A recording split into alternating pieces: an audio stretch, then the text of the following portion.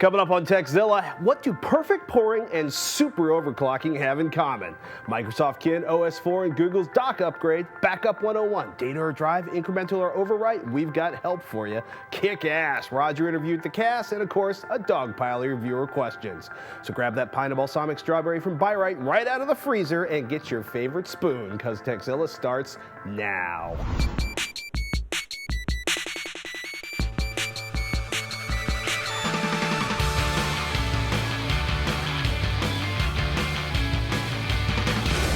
This episode of Tekzilla is made possible by Coors Light. Coming soon, the Coors Light Home Draft System. Go to Assist Express and Squarespace. I'm Patrick Norton. I'm Veronica Belmont. Welcome to Tekzilla, hands-on reviews of the latest tech and how to make the most out of the gear you've already got. Whether you're a beginner, tech support for your friends and family, if you've got a question about tech or the least scary thing on the menu at the Heart Attack Grill, we've got an answer for you. And if we don't, we'll track down someone who does. Oh my goodness, so Google's made some changes at googledoc.com, like re-architecting the entire back end to bring a real-time feeling to collaboration. Collaboration's a hard word. Collaboration to Google Docs. And they've added Google Drawing, which is kind of funny because there's no freehand drawing option in Google Drawing. No, it's more like flowcharts, diagrams, stencils, and you can import images. And Google Gears is going bye-bye for a little bit until they bring it back later via HTML5. Yay. Yay, I like that thought. Speaking of which, we are not going to go into the whole Adobe-Apple fight right now. Well, how about the whole court decision that the FCC has no control over to regulate the ISPs? The whole Comcast win that says the FCC can't demand net neutrality, something we're kind of seriously in favor for. Because we deliver large video files over the... I basically got called like a socialist on Twitter this week for saying that I think that the FCC should regulate a little bit in terms of broadband. Oh, okay. Yeah, I'm not even going to get started. I will make a personal appeal to Twit to talk with whoever. Who accused you of that? I don't know. Someone in the chat room. Someone in the chat room who doesn't use highways or schools or anything else funded by the public because the government should merely defend our borders and stay out of our way. I mean, the whole political thing just gets ugly. It gets messy sides. very quickly. I suspect ISPs are going to behave in fear of serious legislation that regulates their behavior, because if one of them steps out of line, Congress is going to go nuts, because Congress is doing all sorts of crazy stuff right now. Yes. Yes. Veronica's up for this one. Can I read the teaser from the announcement? Microsoft announces Kin, a new Windows phone designed specifically for people who are actively navigating their social lives. What does that mean? Well, Kin is the new Pink, and Pink was the whole code name for the product Microsoft was working on after, they bought the company Danger, the ones that did Sidekick. Exactly. I was a big fan of the Sidekick back in the day, so I was really interested to see. You and a lot of very tall basketball players. Yes, really? Was that a thing with basketball players? I think with professional sidekicks? athletes in general. Oh, interesting. They must have had a big marketing push with those folks. Yes, they're doing a partnership with Verizon. It's built by Sharp, and the two phones are the Kin 1 and the Kin 2, which kind of sounds like Dr. Seuss characters in a way. And Kin is just weird because it makes me think of Kindle. Right. And they're absolutely not at all related to anything like that. So we got Kin, live in Ohio. That makes Missouri. sense. Kin! Because it's all about the social networking and I get it now. I was talking to my Kin folk. Wowie wow. So both offer slide-out keyboards and touch screens. It's a smaller phone designed for one-hand operation. The larger phone does HD video recording, and both have better cameras than the iPhone. These phones are really about the new user interface, though. Big, blocky, heavily styled, and focused on two applications. The Kin Loop is the phone's home screen, which is always up-to-date, always-on application, which promises to bring Facebook, Twitter, and MySpace all into one place. And Kin Spot is like an all-in-one application for sharing with all your services. Microsoft says you'll drag stuff like web pages, photos, or text messages to the Spot, then choose how to share and start broadcasting. And like Windows Phone 7, you get that whole Zune interface for music and videos, which is actually really nice. I like that thought. Yeah. Both phones hit the street in May, and while I'm talking phones, we mentioned last week that Apple would have a big announcement, and they did, and it was iPhone OS 4.0. 2.0, which I'm excited about in particular, multitasking, which is great. I've seen it in action. It's very fast. It is not quite as multitasky as I was hoping, because you still have to jump back and forth between apps, but they do retain that same state as when you left them, which is nice. Game Center, which is kind of like an all-in-one Xbox Live, PSN, it's their Steam Xbox situation. Live, Right, so you can invite players to join you in a game that you're playing on and kind of maintain a unified profile throughout all the different iPhone games. I sense you using that a lot more than I do. I will probably be using that pretty significantly, yes. Folders, which I'm super excited about, because then you can have a whole like games folder if you wanted to, and put your applications in certain folders so they don't clog up every single screen. Something that really We need more room. grossly overdue. Well, I know, because you've got like what? How many pages do they allow you to have? Like 6 or 7? I think I'm maxed out at like 6 right now. I'm just tired of having to like scroll by my 6 weather applications to get to. It's a pain. Yeah. And then finally, a unified inbox. So if you have multiple email accounts, you're going to have more Exchange support, so you can have multiple Exchange accounts and everything just in one inbox. And not have to go like click, and then click. You know what I mean? Where you do that like climbing out to the accounts and climbing back into the inbox is a waste of time. So a lot of good updates. I'm pretty excited about it. I'm looking forward to seeing it when it comes out this summer. I am too. I'm actually really looking forward to seeing it come to the iPad, but that's not going to come until much later this year. And speaking of Apple, I want to thank everybody that's emailed and tweeted rather politely. Surprisingly to thank politely. you, to inform me that our keyboard hiccups last week with my iPad were all about the Bluetooth keyboard. I now know to hit the eject button to get the on-screen keyboard to follow my bidding when the Bluetooth board is logged in. And in case you're a GPS junkie like me, I have tested the iPad with the TomTom and Magellan car kits, and I've played around with them on the iPhones. More on that later. I will say they make GPS navigation with your phone, especially if you have an older phone, about 1,000 times better. Awesome. Speaking of which, in a classic Steve Jobs moment, when somebody asked him about future support for the 2G, remember the 2G iPhone? Yes. Way back, the very first one my child drooled into submission. He basically emailed back, Steve Jobs emailed back, basically, it's dead. It is dead to us. What I love, something I find very funny about Steve Jobs is that he's such a control freak that when people actually email him, he'll write back. Because he doesn't want a response coming from anyone else. He wants to get the information out there the way he wants it. So he's like, yeah, sorry, buddy. No dice. I apologize, Mr. Jobs. I will get the exact quote from your email, and we will discuss that next week. But hey, possibly in response to our freakish cries that somebody's drive is going to die, last week, Rich the Recruiter wrote in. He said, when I've tried backup software, I had to decide if I wanted to back up folders, the whole computer, create a disk image, incremental backups, or overwrites. But I don't know which options to choose because I don't know what I'm going to want to do if a drive fails or if I need to reinstall Windows. Do I want to restore from a disk image? If so, how? Or restore files onto a clean install of Windows? Thanks, Rich the Recruiter. I'm not really sure what kind of recruiting he does, but it sounds like an interesting job. Could be a football recruiter. Yeah, so it all depends on how you want to handle your backup recovery, Rich, or more accurately, what you want to do after a catastrophic hard drive failure. If you want to be able to pick up right back up where you left off when you restore, you'll need to back up the entire machine. Yes. Now, if you don't mind reinstalling Windows, service packs, updates from your applications, or better yet, if you create a disk image of your perfect install of Windows with all the updates and the service packs and your favorite applications installed right after you build your machine, then you can just back up your data files. In either case, whether you back up the whole machine or just your data, you'll probably want to do incremental backups. That means your data gets saved once, one big saving, and then only stuff that's changed or added gets backed up in the future. And you can basically step forward or step back through your backups. And before anybody raises their hand in the back, we are not going to discuss backup rotation schemes during today's class, especially involving multiple backup formats and or locations. Yeah, if you do backup or image the entire drive, you'll have more data to back up, which means it will take a lot more time to back up and restore, and you'll need an external drive as big or bigger than the drive on your system. Or a whole lot of DVDs. Yes, or a whole lot of DVDs. Unless your hard drive is pretty empty, like you can 5 gigabytes. Yeah, you can pretty much give up on backing it up on DVDs unless you have like a lot of time. A lot of time. Like, beep, fresh disc, old disc, write on it with a Sharpie if you don't have a laser scribe or something. Yeah. A good free backup is Paragon Backup and Recover Free Edition. It offers a full set of backup options, including scheduling, location, it does CD, DVD, network, external hard drive, and type. It can also properly back up and restore the boot sector or boot partition of your hard drive. This is good. Which is good. To restore, you'll first need to create a boot CD, DVD, or bootable USB thumb drive. This will contain the application that will restore a disk image image, or ISO of your hard drive from another drive, DVD, whatever. A disk image is important because if you want to use DVD backups, it's quicker for the app to generate a couple of disk ISO.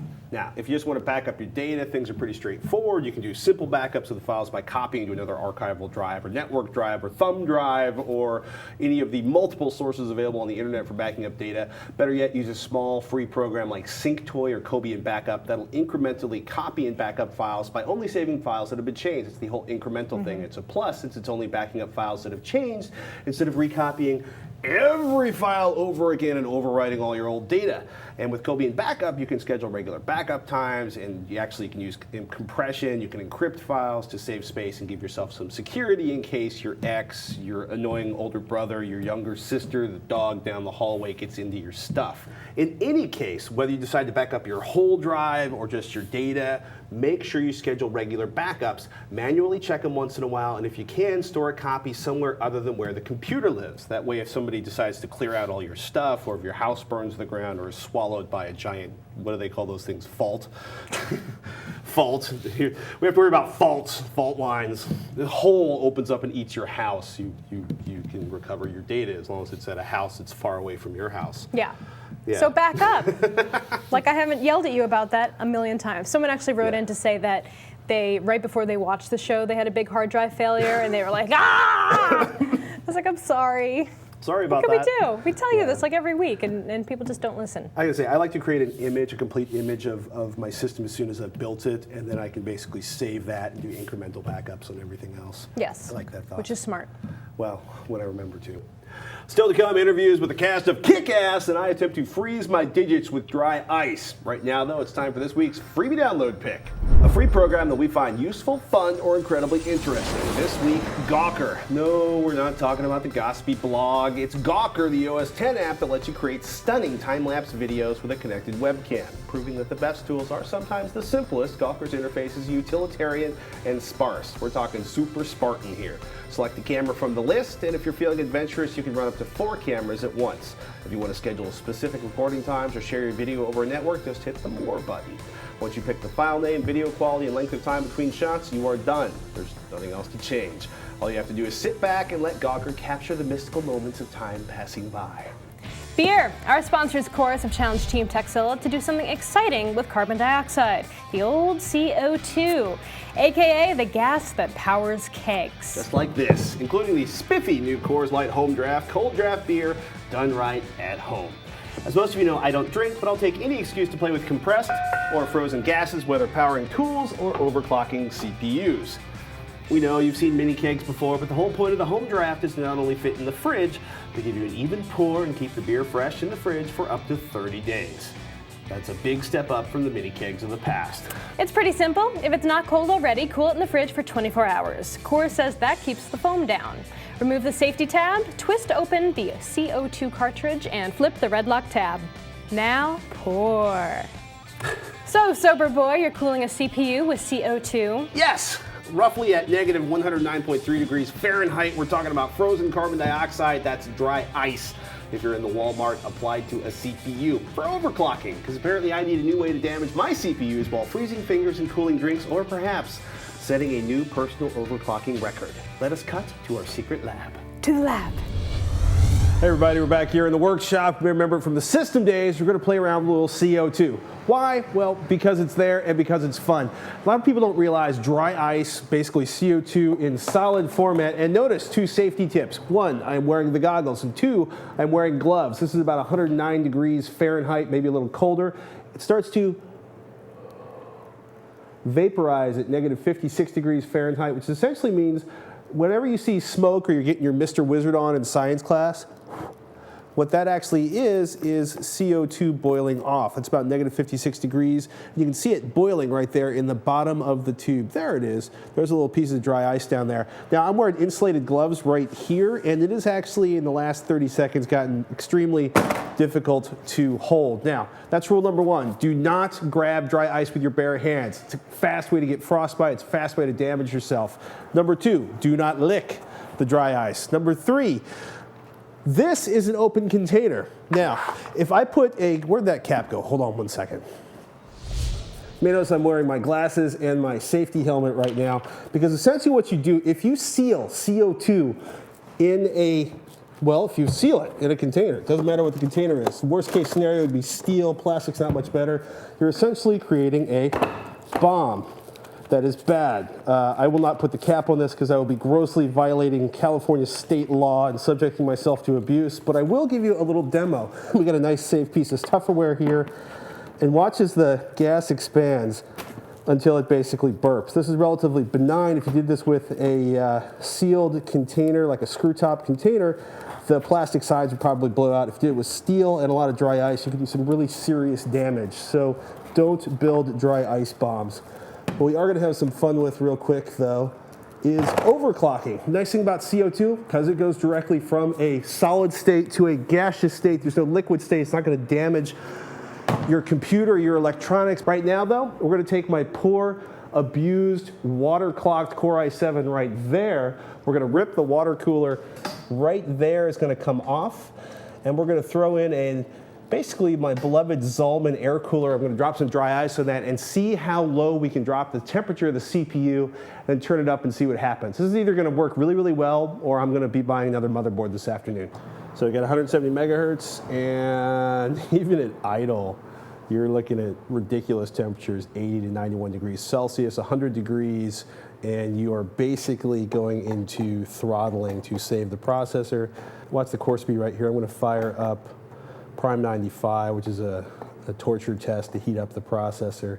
And watch those numbers, yeah. Look, it's all the way down to 850 megahertz because I've exceeded the thermal safety level on the processor, which is automatically throttling back. So we're gonna exit that before it blows up my computer, and I'm gonna shut down. And we're gonna throw some dry ice on that and see what happens. Okay, you can see those two big chunks on the top right there and right there. That's our dry ice right there, our super cold dry ice. And then all the copper that looks white, that's frost. That's frozen water. That's condensation that has turned into ice, which is soon going to drip onto my motherboard. The sad thing is it's not even overclocked right now. It's running a typical like 45-degree temperatures. So at the moment, I'm gonna call this a curious experiment. I mean, look at the temperatures, like -6 degrees, 16 degrees, like 30 degrees down to the cooler, but the CPU is still running around 45 degrees centigrade. I wanna get that thing out of there before it starts dripping condensation onto my motherboard and end up buying my third motherboard in 12 months, one of which was the motherboard's fault, one of which was my fault if, well, this damages my motherboard. So I gotta get busy. Be right back. Coming up next, ganged mode and Kickass. Wonder if they're related. Hey, just a couple of weeks ago, my mom was having some trouble with her computer. She's on a pretty old machine and doesn't always know how to fix it when things are going wrong. All I had to do was send her an email with my GoToAssist Express link, and I was able to hop onto her machine, no problem. The whole thing took about 5 minutes to fix, and I didn't have to waste time with explanations over the phone. As long as you both have an internet connection, GoToAssist Express makes it painless to help people with their computer troubles. Share a screen and live chat, regardless of whether you're on a Mac or a PC. It can save you time, money, and a whole lot of frustration. Try GoToAssist Express free for 30 days. For this special offer, you must visit gotoassist.com/Tekzilla. That's gotoassist.com/Tekzilla for a free trial. Looks like it's time for another website we just can't get enough of. A website that we just can't stay away from because it's too useful, too funny, or just too darn irresistible. This week's pick, Instapaper. Sometimes it's hard to keep up with all those news feeds and blog posts that you want to read every day. While there are plenty of bookmarking sites out there, sometimes you don't want your links to be social. Instapaper is a way to create your very own daily periodical filled with stuff you want to read. Either drag the bookmarklet up into your bookmarks bar, install the plugin, or add Instapaper as a send to option in Google Reader. When you see an article you want to save for later, just add it to the queue. Instapaper then puts all your articles in one easy-to-read place. You can even have them strip out the images and other junk, so you only get the writing itself. The website is one way to read all your news, or you can buy the iPhone/iPad app, or even have them send the articles directly to your Kindle. This way, you don't have to be online to get your news. With the ability to send links from tons of social networking sites, Twitter clients, and even another bookmarklet that you can use to view websites in Instapaper mode right in your browser, you can get tons of mileage from this service. So if you're looking for an easy and elegant way to stay on top of all your news feeds, try Instapaper today. Raymond out in Texas writes, I would like to know if it's better to run memory in ganged mode or unganged mode. Raymond in Texas. Well, I have to say gangs in general are frowned upon. Well, but maybe not in the memory sense. Been poking around the BIOS settings, have you, Raymond? I'm pretty sure this option is only an AMD Phenom-powered machine, so it's certainly an AMD kind of thing. Ganged mode, at least in theory, gives single-threaded applications the fastest memory access. Unganged mode is supposed to give multi-threaded applications the best performance. IXBT Labs, they did some pretty comprehensive testing of basically, the article is AMD Phenom X4 memory controller in the ganged/unganged mode, which is a incredibly descriptive title. Basically, they found some performance improvements running in unganged mode. They called them considerable, but I'm not sure I'd call 6.5% performance improvement on Call of Duty 4 considerable. I could be terribly wrong. You don't play enough Call of Duty. Apparently I don't, but they ran a ton of applications from 3D rendering to servers and everything in between, including a lot of other games. And in like 99% of the applications, it was less than 0.5% of difference, if that. A lot of stuff was completely the same in both ganged and unganged mode, so I'd say leave it in whatever the BIOS says is standard, or try your favorite application and see if it runs faster, because there's almost no difference in real world. Last weekend, Roger had the opportunity to interview Chloe Moritz and Christopher Mintz-Plasse about their roles in the upcoming movie Kickass. Now, we don't normally do celeb interviews, but this movie seriously has us stoked, and we'd figured you'd get a kick out of Chloe's and Chris's responses to our question about social networking. I'm with Chloe and Chris, stars of the new movie Kickass, and I want to ask you guys a couple of questions. First of all, outside of Kickass, have you guys ever read or opened up a comic book before? Yeah, my dad is a huge comic book fan, so when I was younger, I read a lot of them. Yeah, I mean, when I was younger, I was usually always outside playing with my brothers, but my dad's a huge comic book fan, so. So your families were pretty stoked when you decided to play these roles? Definitely, yeah, my dad was very excited. The first time he saw the movie, he came back and was like, I want to see it again tomorrow. He's a huge fan of it. So does he go up and down the block with like, oh, my son's in the movie now, and he's like, oh, you got to watch it? And No, they walk down like Universal City Walk, and they're like, that's my son, and like point out posters, like, that's him. Very embarrassing. No. That's how my dad is. He collects posters of me now. Nice. That's exciting. You have to sign it for him? In the movie, I haven't gone that far. both of you are very physical now. Are the lot? Have you seen the movie? Yes, I'm not physical in this movie. All right, and Chloe, you're very physical.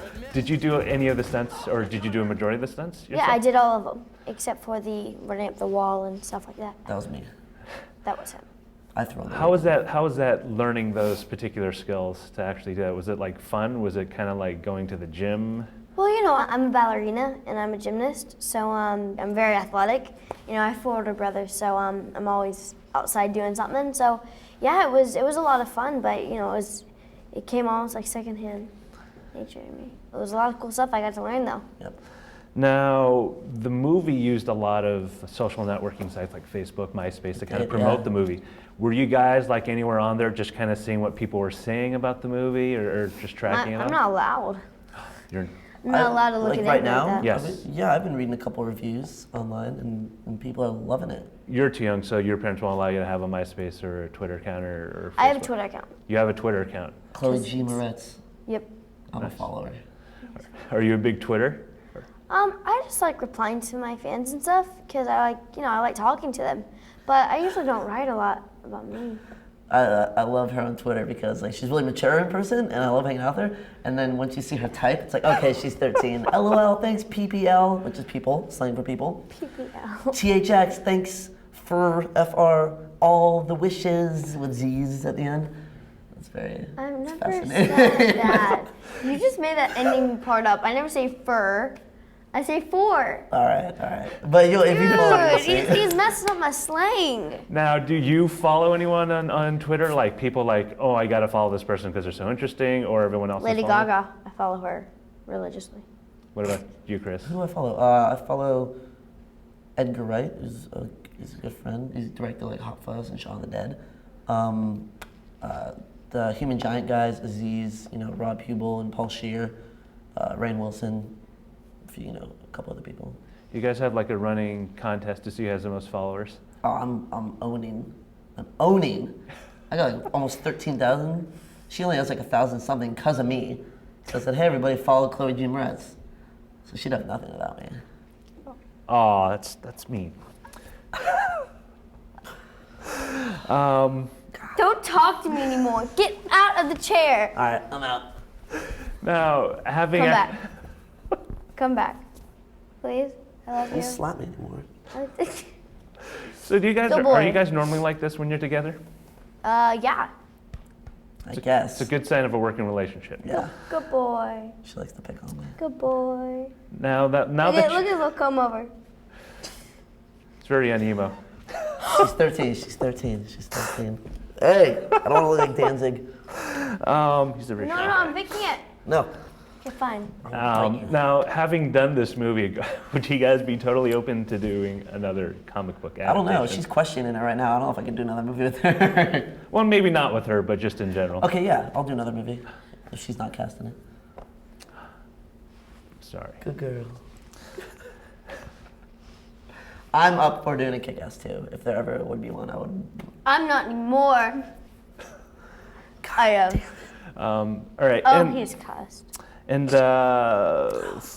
yeah, final question. Do you guys think that your popularity from this movie will kind of affect the way you'll approach future projects? Well, do you think like people think, oh, you guys are in a comic book movie and that's all you do, or do you plan on expanding beyond that? Well, Yeah, I would love to expand. we do very diverse stuff, you know? Like, I'm about to do a fantasy film, and I also have a vampire film, and then I have a I have a film where I'm a street kid, so I have a bunch of different diverse roles, so. You're knocking them all out. What are you gonna do after this? You've done them all.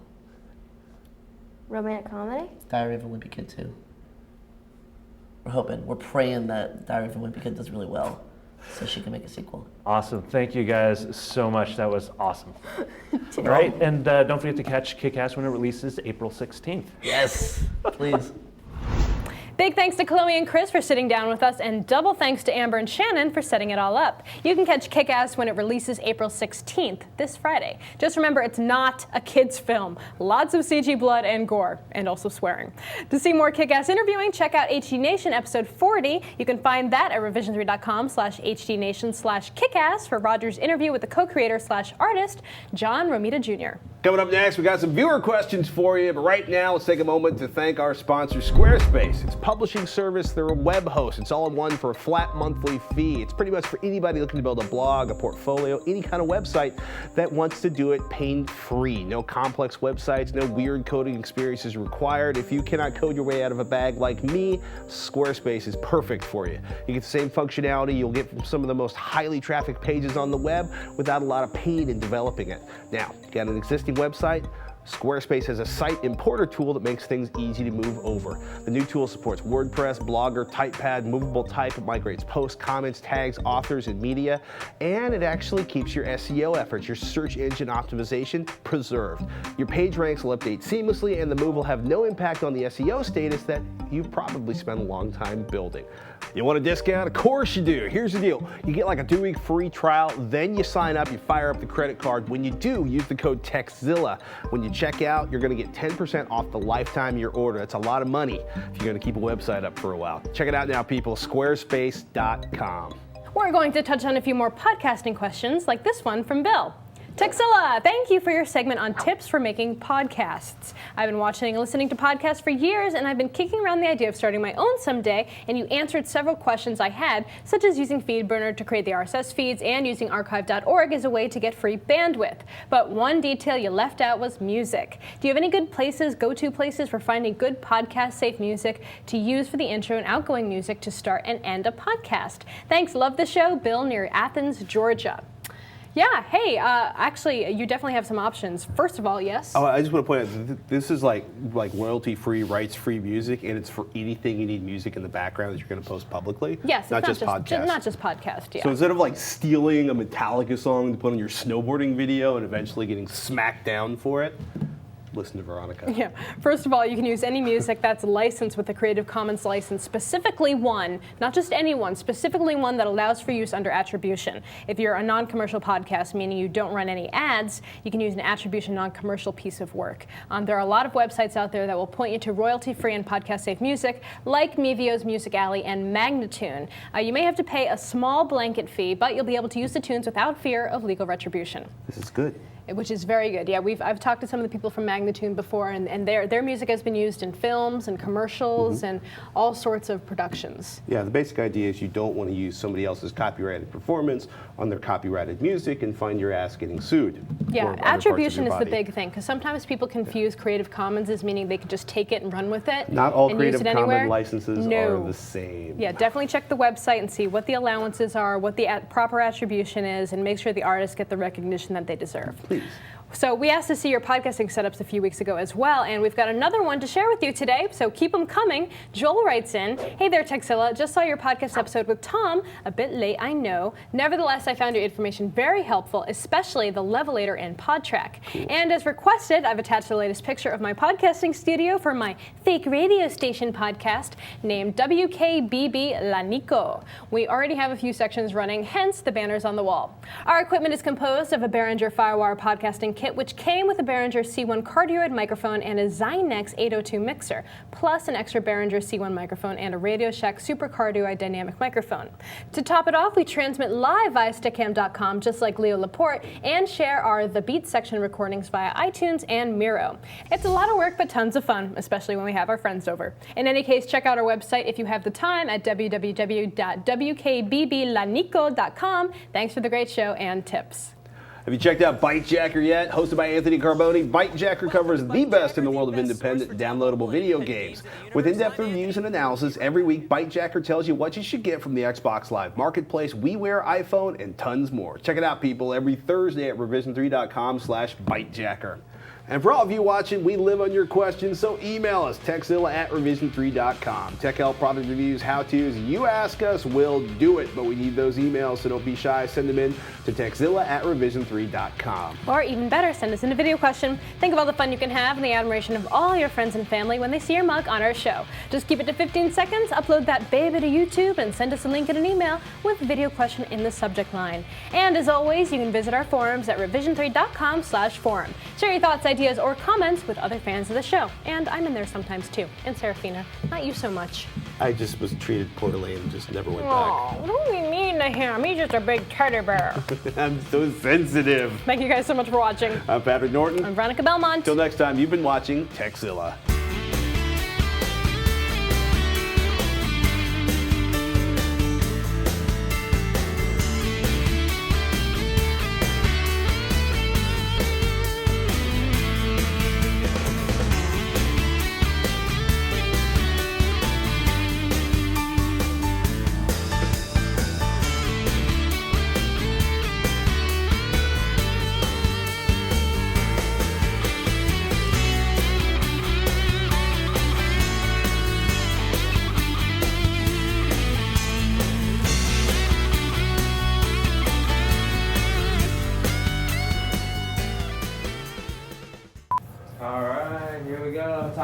Smells. I don't know, I smell a smell. Roll interview. Okay, 3. Stand by for speed. And 3. That's my new favorite game to play on Josh. That's not me, it's Brett. I've been watching and listening to podcasts for years, and I've been kicked around? I'm sorry, Bill. I've kicked around the idea. I've been kicking around